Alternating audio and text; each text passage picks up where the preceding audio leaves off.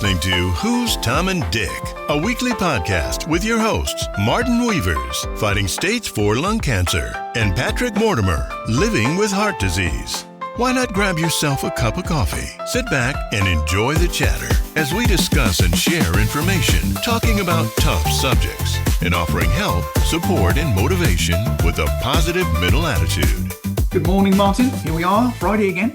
I know. They soon come, don't they? You know, you never know.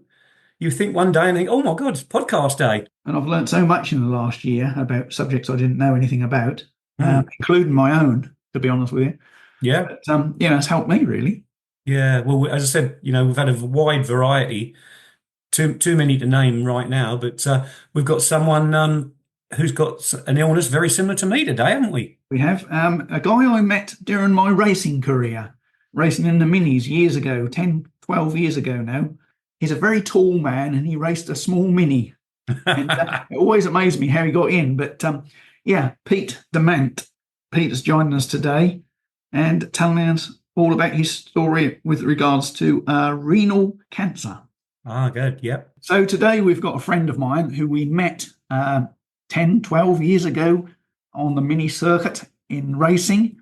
It always amazed me because Pete is a very tall man. I'm not quite sure how tall he is, but he used to get into this little mini and bomb around this track. And then watching him get out again, I thought, well, he's sitting in the back seat driving this car. So today I'd like to welcome to the podcast, Pete Diamant. Good morning, Pete. Morning, Patrick. How are you doing? Good morning, Pete. Morning, Thank you for coming on the podcast. Thank you very much for the invite. I really appreciate it. We've been doing this podcast for over a year, and I remember a message from you, and I think it went along the lines, well done, lads, you're doing a fine job, and you're the first person I told about our illness, outside the my illness, outside the family. So you obviously kept your illness quite secret for some time, I believe. Is that right?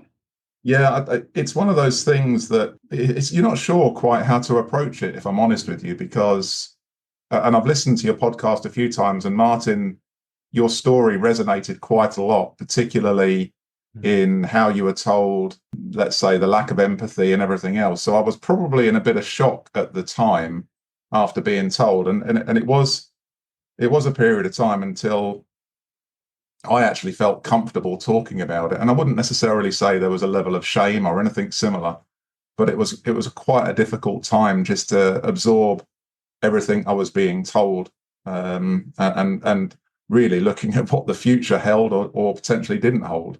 Yeah.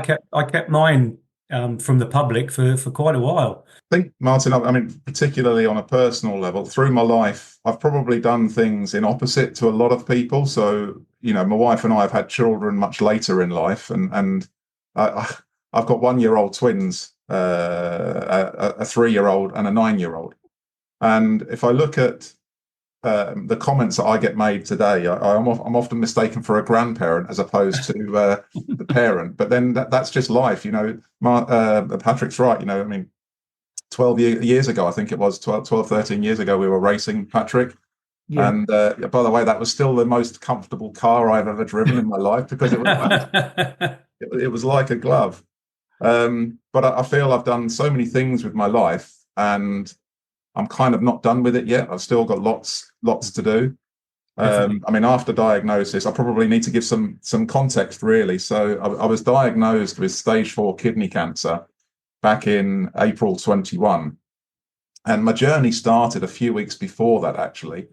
So if we go back to 2020, the COVID, the great COVID year, and then the vaccine arrived, I was given my first dose of the vaccine, and like many people, actually, I started to see some side effects, which were nausea, fatigue, and at the time, chronic backache, really chronic backache. And I lived with it for a little while, probably 2 or 3 weeks, to the point where my wife persuaded me to call the GP. Again, this was a time when we weren't allowed to actually physically see a GP. So after a couple of telephone consultations, his view was that I actually had COVID. So off to A&E they sent me, and I remember it quite well. So it was at the time where we just started, well, some of the takeaways had just started to open up. So as a little family treat, it was a Thursday, and I remember that it would be our takeaway night. And I said to my wife, Olga, that, okay, well, this week it's Chinese, and that's a particular treat for the house because nobody likes Chinese apart from myself. So I ordered, I said to her, I said, let's place the order. I'll be back later. So I ordered a boatload of food, which I was looking forward to enjoying when I got back from my visit to A&E. But unfortunately, I was there for several hours, and they'd admitted into hospital. And I was there until the Sunday, thinking again that I would be discharged quite quickly. And there was various tests that went on, but with very little feedback because it was a weekend. I wasn't getting anything back from any specialists or consultants. And I remember the Sunday morning very vividly. And it's not necessarily difficult to talk about, but it's probably uncomfortable to talk about what happened next. But essentially, a young guy walked into my room. I was actually FaceTiming my wife at the time, saying, I'm hoping to get discharged today. And then he walked in. I said, look, I'll give you a call back, and I'll just speak to this gentleman, and I'll give you a call back to let you know what's happening. And he sat in front of me, and he basically said, there's no easy way to say this, but unfortunately, we've discovered a large tumor in your right kidney. We're going to discharge you now, and hopefully you can go home and get your affairs settled. And I was a bit perplexed at the time because, you watch movies where you get, the characters sat down and they're told very empathetically about what's happening in their lives. And there wasn't a case of, right, Peter, you've got 6 months, 6 days, 6 weeks to live. It was basically go home and sort your affairs out. And in my head, which was now racing at 6,000 miles an hour, I had no idea what was happening. So I phoned my wife back, explained what had happened. The guy that was in the room explained to her as well. And that was kind of it for the first stage of the discussions. Bit of a whirlwind, if I'm completely honest. Didn't quite know how to deal with the information that had been given to me. We'd just had our second child 6 months before. So, in my mind, I'm thinking, am I going to see him reach his first birthday? You start to ask yourself all of these various questions.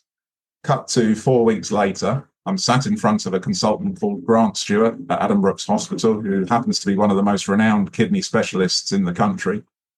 He informed me that I'd got a 12 centimetre by 9 centimetre by 7 centimetre tumour in my right kidney, but also that it had spread up into my lymph nodes as well. And there wasn't an opportunity at this stage to provide any form of surgical removal because of how it was interconnected into the rest of my organs. So he did paint quite a bleak picture at the time, but the initial process was to put me on immunotherapy treatment with immediate effect. The immunotherapy treatment is a twin drug system called IppiNivo. The Ippi part of it is quite an aggressive drug, which you can only have 4 shots of anyway. And the Nivo is a bit of a softer drug, but combined, it's designed to shrink the cancer. So I managed to get through 3 of the IppiNivo sessions over the course of, I think they were every month or every 4 weeks. In between, I was getting regular blood tests. And it was on the 4th blood test prior to treatment that they discovered that the Ippi part of the drug had actually started to give me quite significant side effects. So it basically doubled my liver in size. I was running quite a high temperature, and I was admitted to hospital immediately to have steroid infusions, and that happened over the course of about 8 days. I was going in on a daily basis for 2 sessions of steroid treatment to try and reduce the swelling inside my body and improve my general health overall. That unfortunately meant that I couldn't have any more Ippi. And I'm not going to attempt to say the whole long name of the drug, if I'm honest with you, because I've listened to both of your attempts at some of the drug words, so I'll just leave it at that. So essentially, the view was based around a couple of CT scans that I'd had, that the shrinkage on the cancer had been sufficient enough to allow for a surgical procedure. So I went through a number of fitness tests to see if I was physically able to do the operation, which was quite major. And in the back end of September, early October of 21, I went in to Addenbrooke's again for the operation, which was to remove my right kidney in full. But they also at the same time removed 11 lymph nodes, 9 of which they subsequently found were also cancerous. So that was the first part of the cancer journey, which for the whole of the summer of 21 was not only physically demanding, but mentally was a lot of strain, and not just on me, or particularly on my wife as well, who was watching her best friend of 20 years suddenly deteriorate quite quickly. I've always been a very fit individual. I've always taken my health seriously. I've never smoked. I was barely drinking alcohol up until I had children. Well, actually, up until I was racing, actually, with Patrick. And whilst Patrick didn't drive me to drink, I certainly was never a big drinker anyway. So that's another story, Pete. I'll tell you about mine.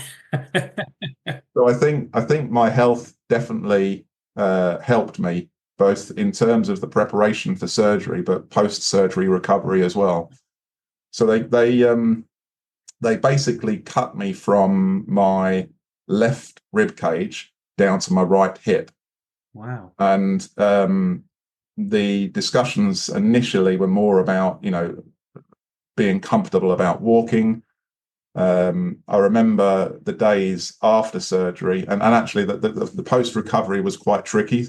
We had a gentleman on my ward who probably shouldn't have been on the ward. He was maybe in the wrong part of the hospital, but unfortunately I woke up on, I can't remember if it was the first or the second night after surgery, and he was standing over me trying to pull everything out of me.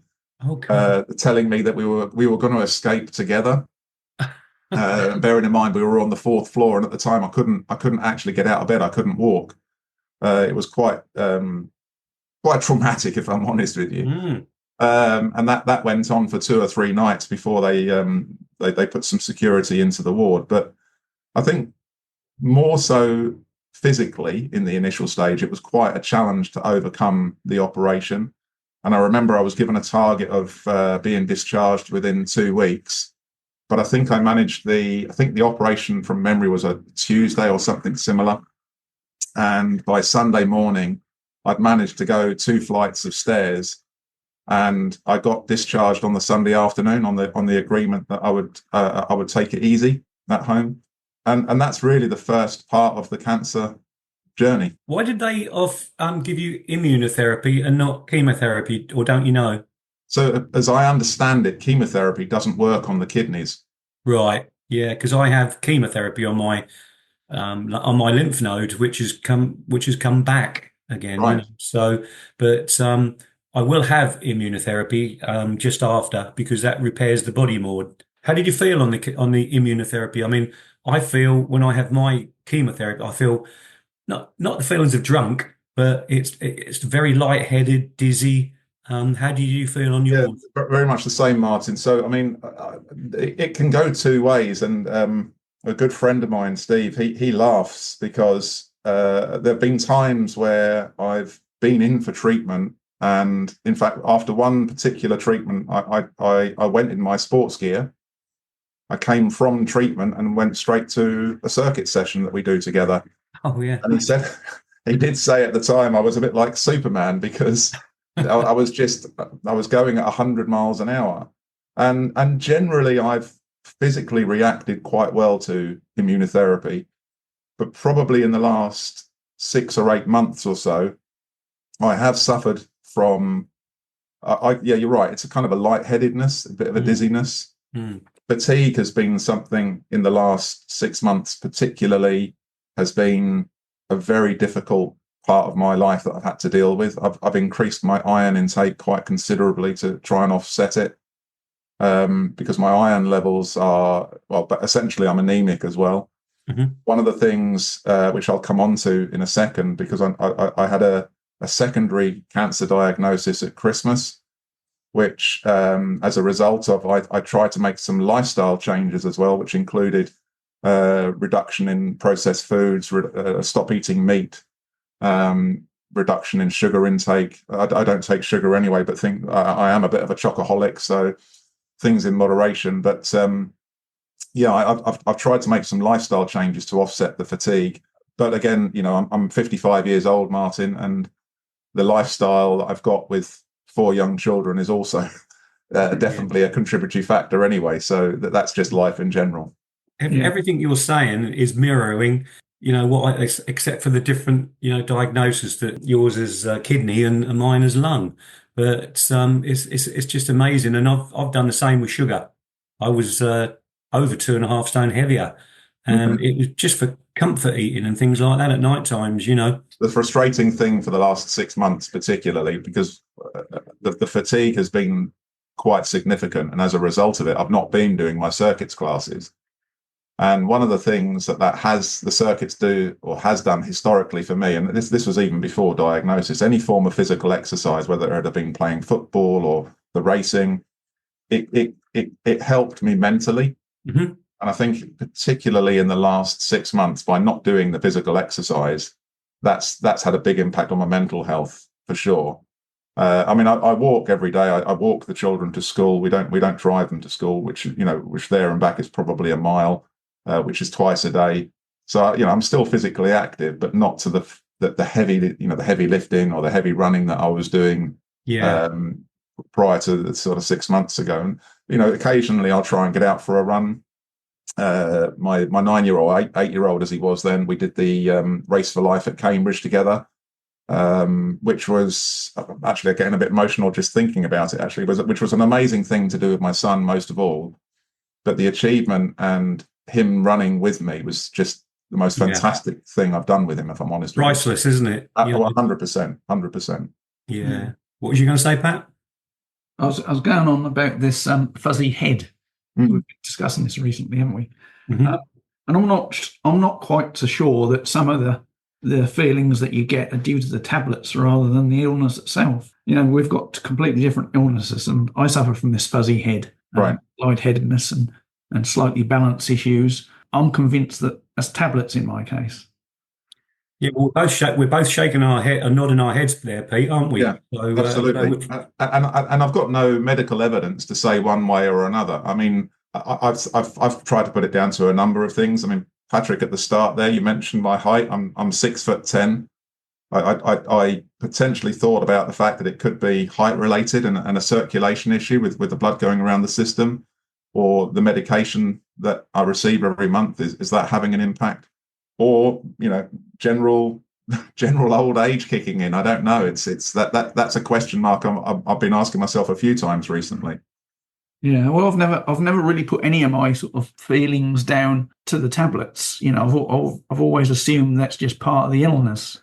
But right, since we've been doing this more and more, a lot of people have been going back to their doctor and saying, "Oh, I don't think I'm getting on with this tablet. Can I have a change?" And I thought, well, I've never ever said that in my case, and I've had this fuzzy head for years, and I've never questioned the medication.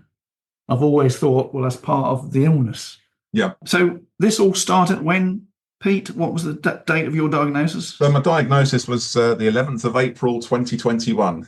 Right. I could even give you the time, which was 10:51 on that Sunday morning. Which, it goes back really to, as I say, to the time of the vaccine. And whilst there's been no link to the vaccine itself, the interesting part for me is that there's been various levels of evidence that have been raised since. COVID now is no different to influenza in terms of how it's treated, although, so for example, the guidelines have gone. And whilst the vaccines are still widely available, there are several countries around the world that have now stopped the vaccine process as a result. And I'm not a conspiracy theorist of any shape or form, and I'm not going to make a link between the vaccine and the establishment of my cancer. But one of the interesting points to me was that the oncology team gave me strict instructions not to go through with any other vaccine process after my diagnosis, but without any reasoning. And now, at the time, Does that include the flu jab as well, Pete? I've never had it, Martin. I've never had the flu jab. Oh, okay.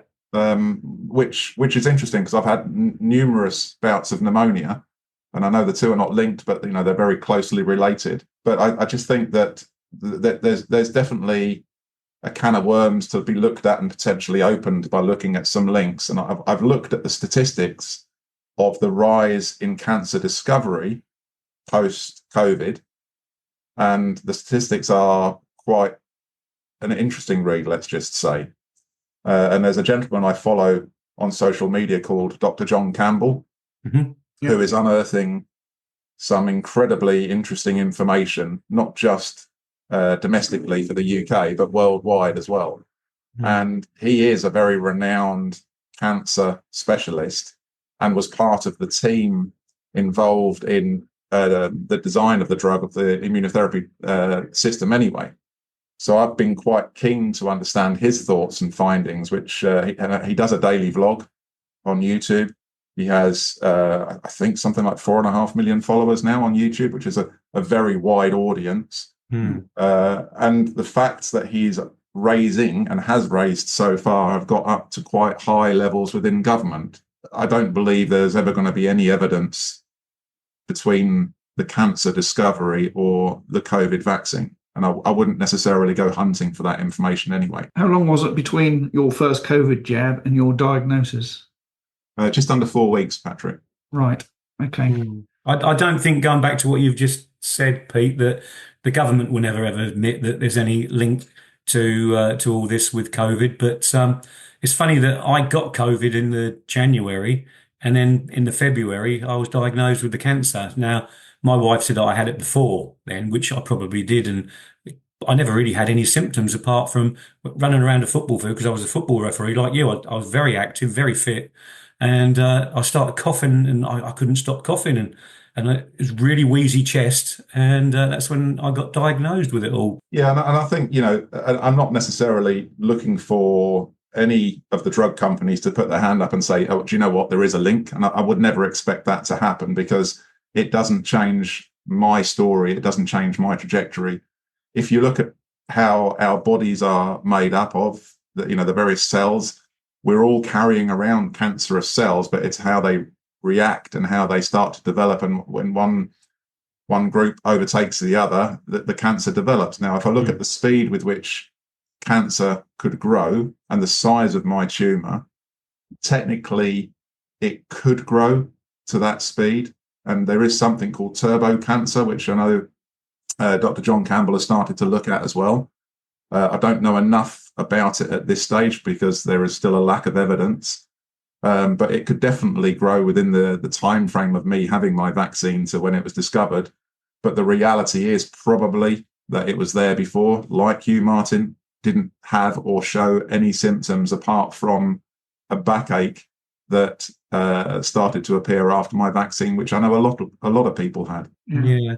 So did you have any part of your kidney removed at any time? So I had my right kidney removed entirely. So I now only have my left kidney.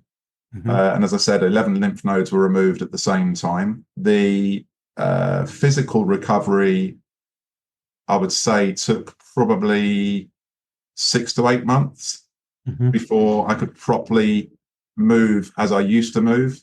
And then within 12 months, I was back to the circuit session and back on the normal fitness routine up until about 6 months ago.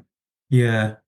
Have you got a positive mental attitude, or do you tend to overthink things? Or well, Patrick, I've been listening to your podcast for a while. I'm a bit of a mini fan, to be honest with you. But one of the things I have always been is very positive.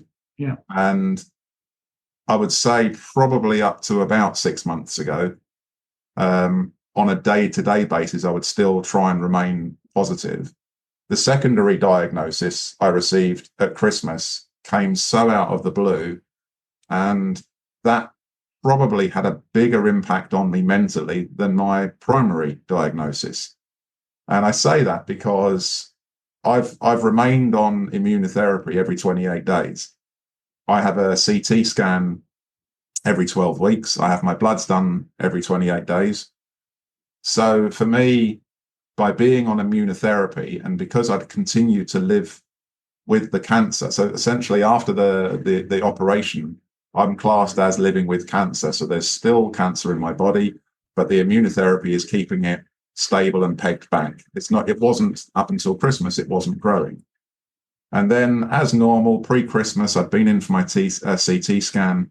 I'd been for my bloods, I'd been for my treatment. And then between Christmas and New Year, I did a telephone consultation with the oncology team, as I sometimes do, rather than the face-to-face meeting. And just completely out of the blue, he said, look, we're really, really sorry, but we found a new growth now on the left-hand side of your body, not the right. It's come within the last 12 weeks from your previous scan. It's grown very quickly. So I think it was 16 mil. But essentially, we need to start looking at other ways of treating that, and we'll talk about it in the new year. That definitely had more of an impact on me mentally than the first diagnosis. Not because I felt I was bulletproof in any way, but because I just felt that I was getting on top of it. I was getting on with life. We'd literally just had our twins born weeks before. And it was an exciting time of life.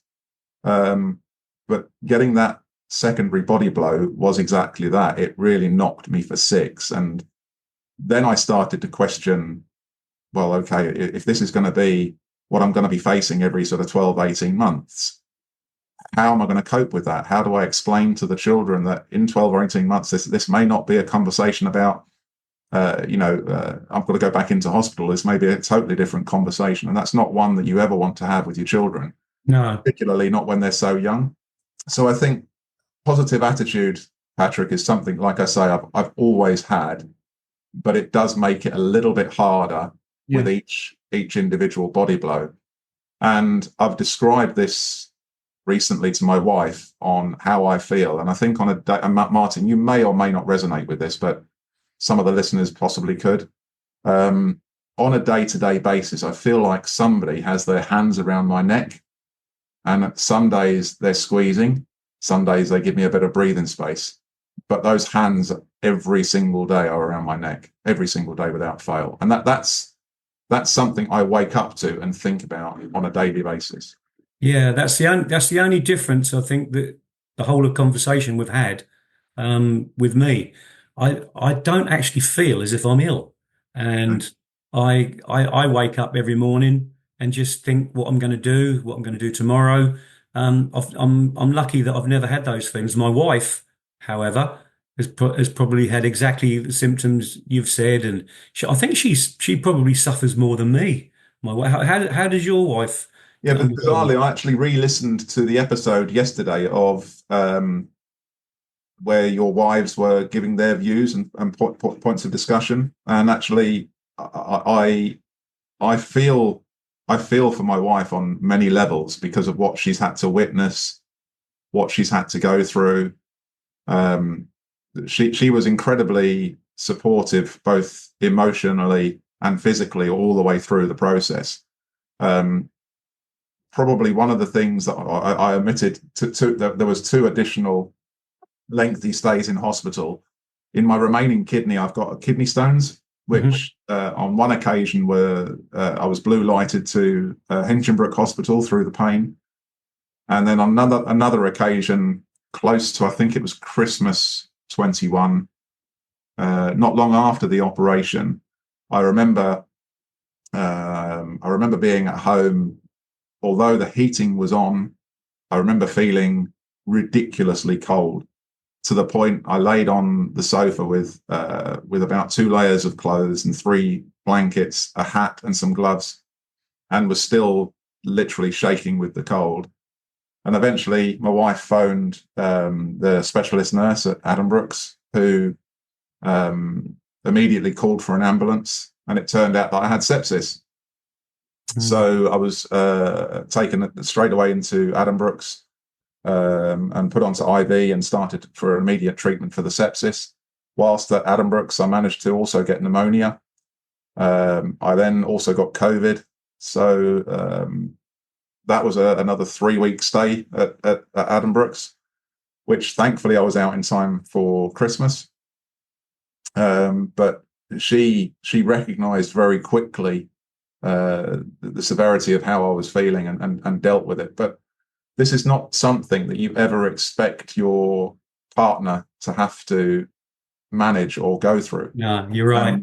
And I've literally had to see her or watch her help me walk, watch her help me upstairs, clearing up the vomiting from the treatment, whatever it may be. And for that, you could say thanks 1,000 times a day, but you could never be as grateful as you would be for all she's had to be through. And that's just on the surface. What she's had to then go through, bearing in mind that on my first diagnosis, James, my middle child, was only 6 months old, and now with the secondary diagnosis, the twins were less than 12 weeks old. Yeah. So through a point of her life with newborns where the focus should be on the babies, she's also had to focus on me as well. Yeah. You, Martin's been on this miracle drug since, I don't know, November last year, and it shrunk your cancer right back to the extent where nothing. It couldn't be seen on the scan. It's incredible. When I heard this, Martin, I was so pleased for you. Genuinely, I was so pleased for you. And then I was like, sorry, Pat. And then when I got my secondary one, I was just blown away that I'd got another cancer come back, exactly like you. So sorry, Pat. We talk about positive mental attitude, and me and Martin stayed in contact through this diagnosis, and he went quiet for 3 days, and he had to almost kick himself up the backside to remember to think positively again. So it doesn't matter how strong your mind is and how positively you can think. Sometimes it's just there's just these bombshells that come out of nowhere, and that blows that out of the water, doesn't it?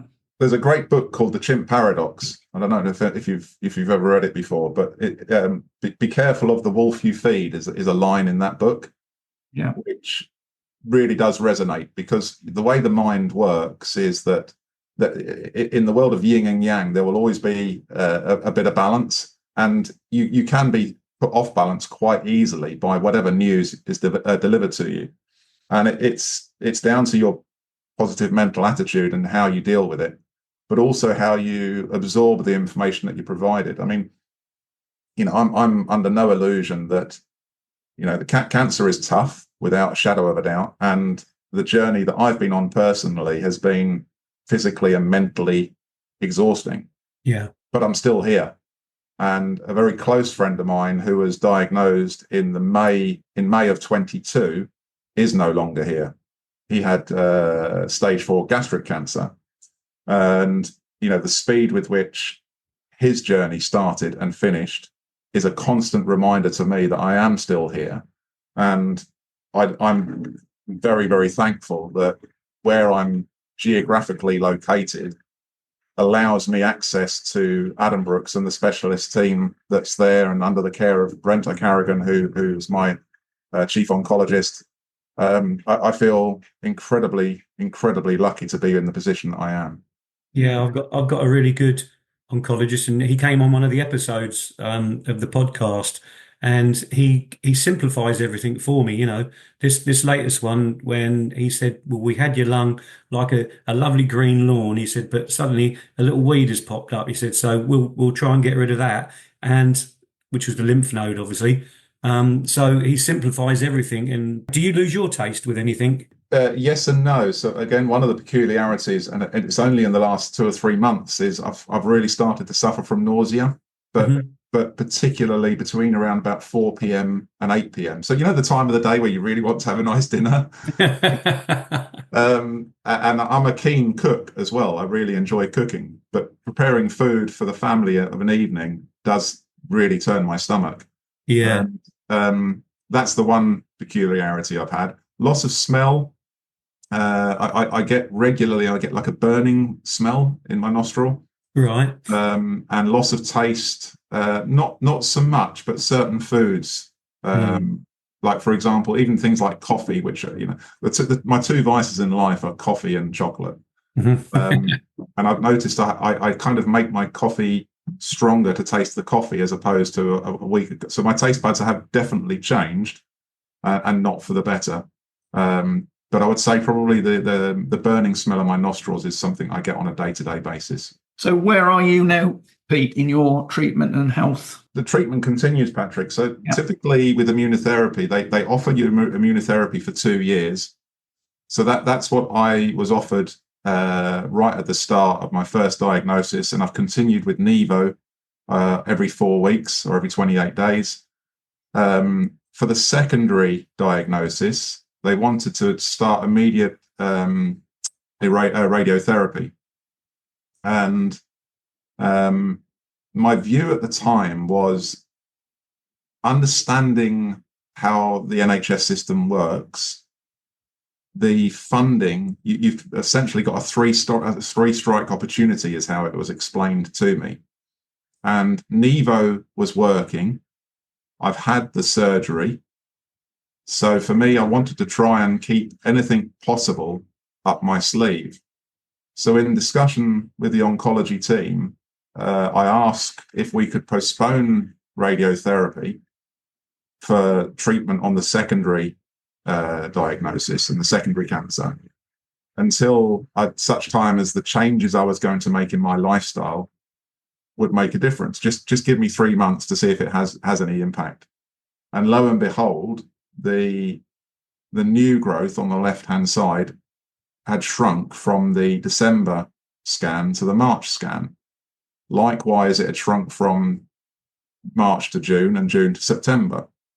So bizarrely, I've just had my notification through before we started this podcast, and I've got my next scan on the 10th of December to see if it's shrunk any further or if it's stabilized or anything like that. So at the moment, I'm not being treated for the new cancer on the left-hand side, but for the right cancer, I get treated with Nivo through immunotherapy every 28 days at Adam Brooks Hospital in the day unit, oncology day unit. Well, let's fingers crossed that it is still, stable or, not absolutely. So, I mean, nothing has changed specifically in my lifestyle. I do want to get back to circuits again. I do want to try and be more physically active because it helps not just physically, but definitely helps me mentally and keeps me focused. But at the same time, I want to continue living. People often say to me, like my mum and dad, bless them, are in their 80s. But one of the things my mum often says to me is, you need to take it easy. You got to slow down. Mm-hmm. But the reality is that I feel grateful to be alive, so I plan on living, and that's the important thing to me. But when I go to the toilet in the department where I go and have all my treatment, it gives a warning to people. That people are on chemotherapy and use this toilet. Now, obviously, you said you've got 1-year-old twins, and obviously, we all know how we have a baby. Was you? I mean, had you ever been advised not to? The discussion never came up, Martin. Never came up. Yeah, I think the way it was explained to me at the time was that the process of administering the drug is exactly the same. So I often sit next to a lady who's going through her chemo when we're in the day unit. The process is almost identical. I think the drug and the style of the way the drug works is completely different. So Ippi and Nivo are both hunt drugs. Mm-hmm. And the way my oncologist described it to me at the time was that he said, Pete, you're very tall. He said, have you ever been in the pub when a short bloke wants to pick a fight with you? That actually happened quite a lot in my younger days, to be honest with you. He said, well, that's exactly what IppiNivo's like. He said, it's like the short bloke in the pub that wants to pick a fight. Right. And essentially, as a hunt drug, it goes picking a fight with your various organs, primarily the cancer, but the various organs within your body. It's great how they describe it sometimes, I think. It did make me chuckle at the time, I've got to say. But that's when you do meet medical profession that have a high level of patient empathy.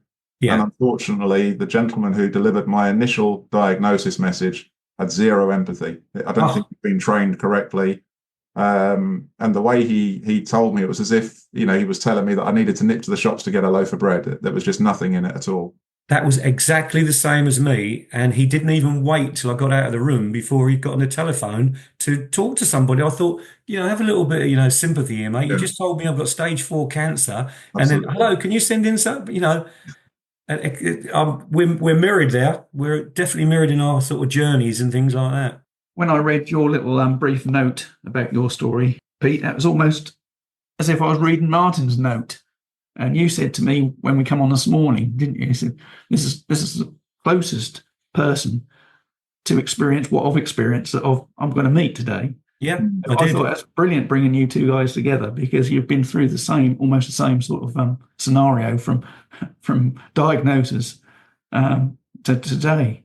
I think one of the things I want to do in the future, and it's funny talking about a future because after a stage 4 diagnosis, you don't necessarily think there is one, but using the whole mental approach and having this positive outlook, one of the things I really want to do in the future is to reach out to people, particularly at the early stages of diagnosis. Mm. Martin, I don't know how it went with you, but the gap between diagnosis, or certainly being told, and actually sitting down with the specialist was the most horrendous 2 or 3 weeks of my life.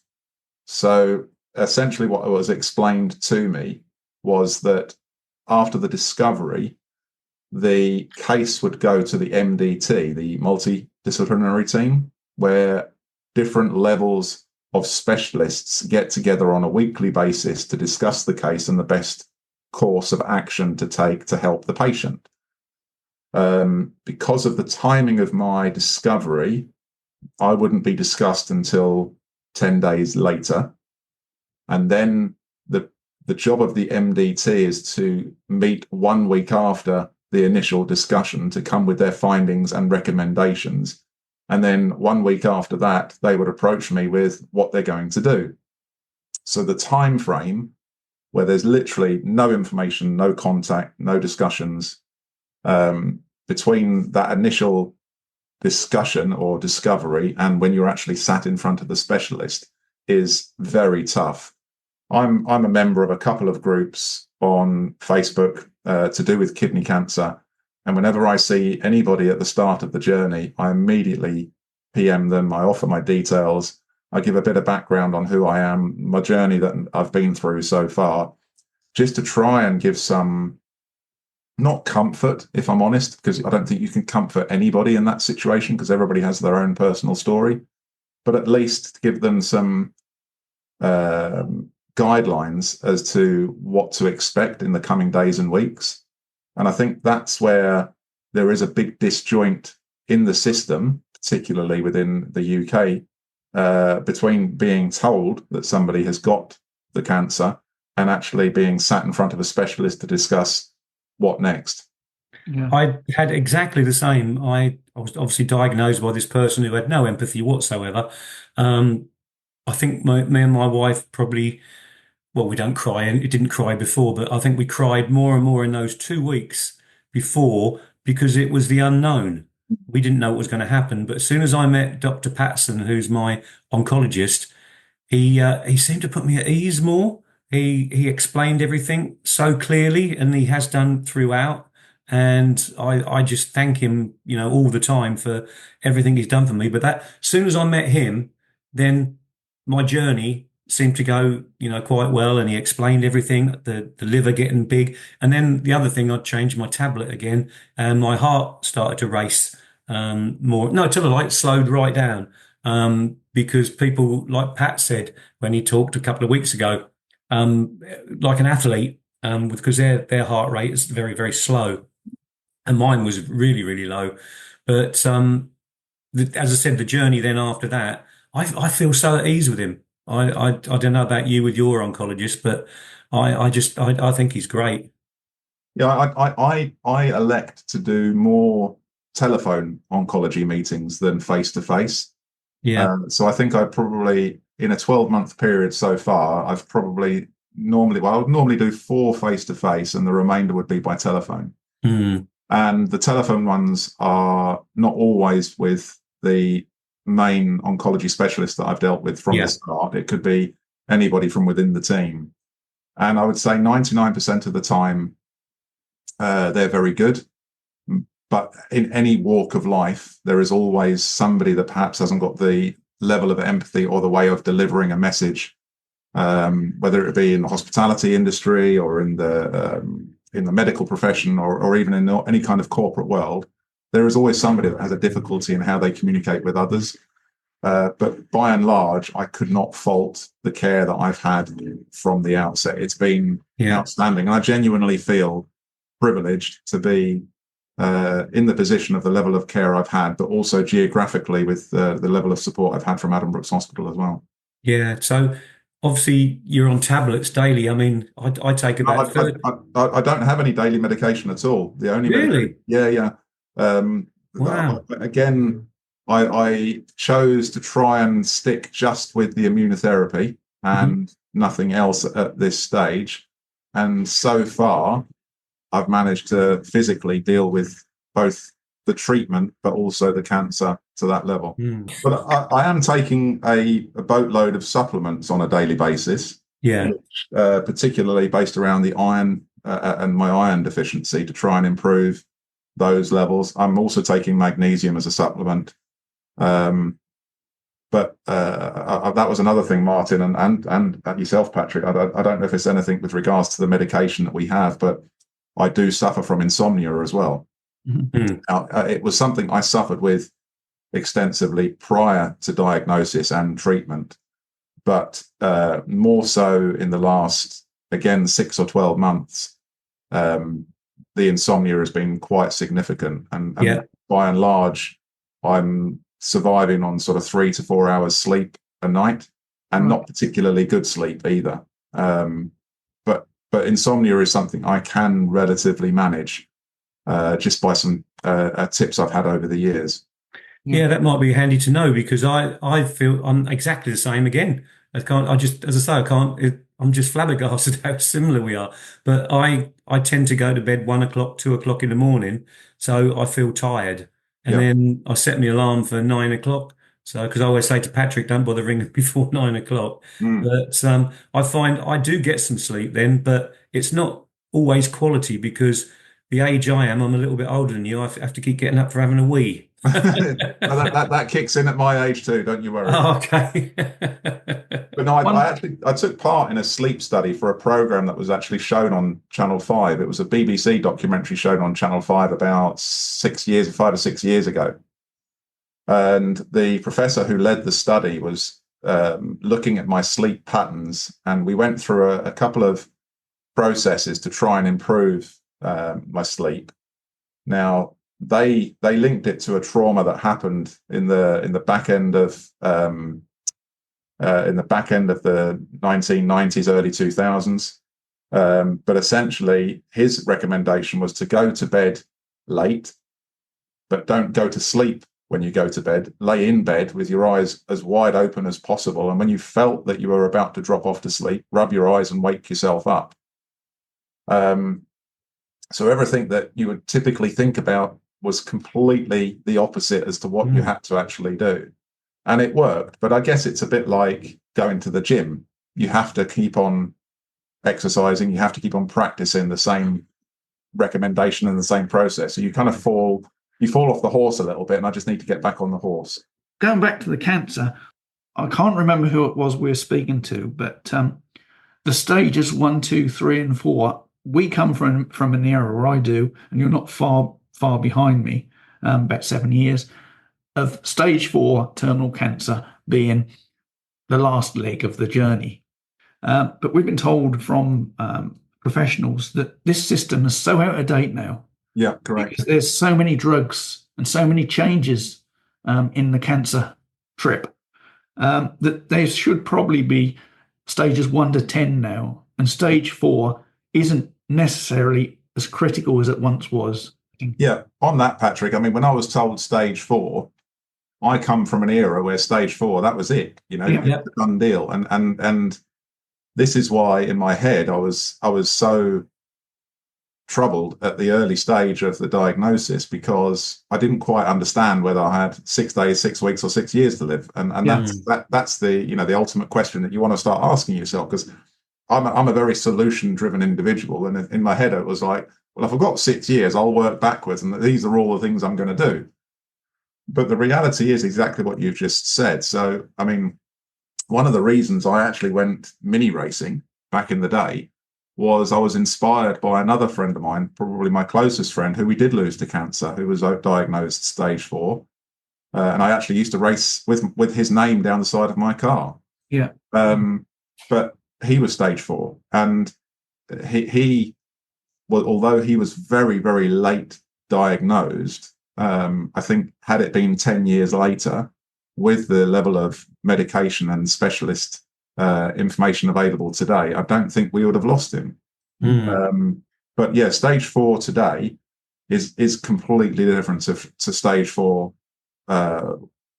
even 10, 15 years ago. And I often see people through work who say to me, "Oh, Pete, I didn't realise, but somebody told me you've got cancer. I'm looking at you now. Glad to hear that was just a mistake." Because people look at me and they don't think there's anything wrong, because with immunotherapy, a lot of the side effects are internal, unlike chemotherapy, where a lot of the side effects are both internal and external. So, but, you'll lose your hair, you'll lose, a lot of weight, you'll lose skin color, you'll lose skin color. Whereas with immunotherapy, it's pretty much all internal side effects.